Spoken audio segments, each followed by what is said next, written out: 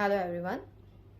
आज के इस वीडियो में हम बात करेंगे differences of mutual fund and systematic investment planning यानी कि एसआईपी के बारे में।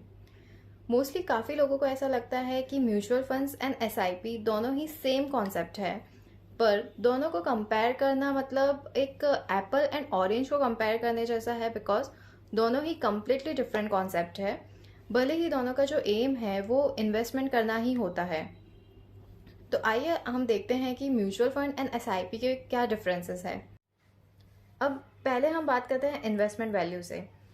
म्यूचुअल फंड्स में हम एक लमसम अमाउंट इन्वेस्ट कर सकते हैं। अगर जितना ज़्यादा अमाउंट हम इन्वेस्ट करेंगे उतना ही ज़्यादा रिटर्न हमें उस पर मिलेगा। सेकेंडली, एसआईपी में एक छोटे अमाउंट से भी स्टार्ट कर सकते हैं, मंथली या क्वार्टरली बेसिस पे एज पर इन्वेस्टर्स चॉइस। 500 रुपये से अगर हम एसआईपी स्टार्ट करना चाहें तो वो भी पॉसिबल होता है। अब बात करते हैं मार्केट में होने वाले चेंजेस में।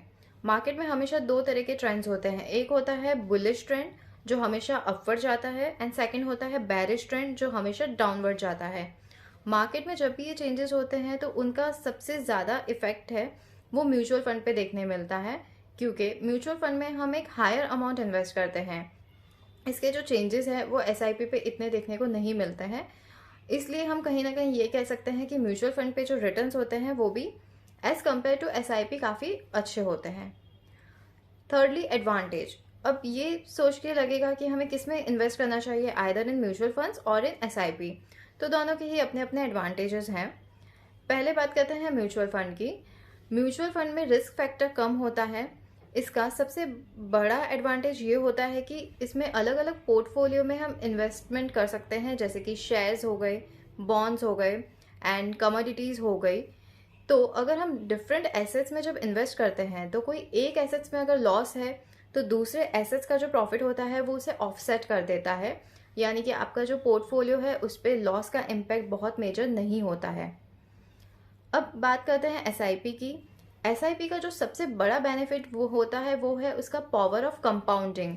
इसका मतलब ये है कि जो आपने प्रिंसिपल वैल्यू इन्वेस्ट की है उस पर इंटरेस्ट मिलता है और वो इंटरेस्ट हमेशा इनकर होके री इन्वेस्ट होता है।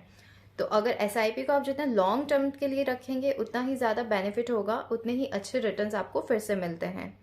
ये सबसे बड़े एडवांटेज है। एंड लास्टली बात करते हैं रिडम्पशन चार्जेस की। एसआईपी एंड म्यूचुअल फंड्स दोनों ही लिक्विडेटेड फॉर्म ऑफ इन्वेस्टमेंट्स है। अगर इन्हें रिडीम करना है तो जो रिडम्पशन चार्जेस म्यूचुअल फंड्स पे होते हैं वो ज़्यादा होते हैं, बिकॉज म्यूचुअल फंड्स में आपका अमाउंट ऑफ इन्वेस्टमेंट भी ज़्यादा होता है। और एज़ कम्पेयर टू एसआईपी में वो रिडम्पशन चार्जेस कम होते हैं। अब डिफरेंसेस के बाद इन दोनों में एक कॉमन चीज़ भी है।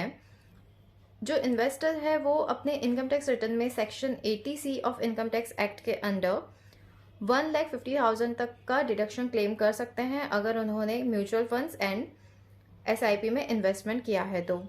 इसके अलावा दोनों में एक और कॉमन चीज़ है जो आप लोगों ने कहीं बार एडवर्टीजमेंट में भी देखी या सुनी होगी। अगर आप जानते हैं तो कमेंट बॉक्स में कमेंट करके ज़रूर बताइए। अगर इस वीडियो से आपके डाउट्स जो हैं म्यूचुअल फंड एंड एसआईपी के डिफरेंसेस को लेके अगर वो क्लियर हुए हैं तो like and share this video and stay connected for such more useful videos and updates. Thank you.